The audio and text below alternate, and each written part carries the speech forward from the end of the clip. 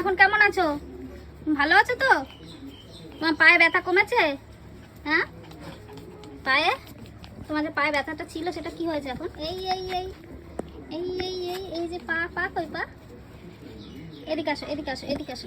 এই যে পা পা এখন কিন্তু অনেক ঠিক হয়ে গেছে। এই যে কি ছিল আর কত সুন্দর ঠিক হয়ে গেছে। হ্যাঁ হ্যাঁ ঠিক আছে। বসো বসো সব বসো আগে, বসো আগে সব বসো বসো বসো বসো সুন্দর করে বসো দেখি।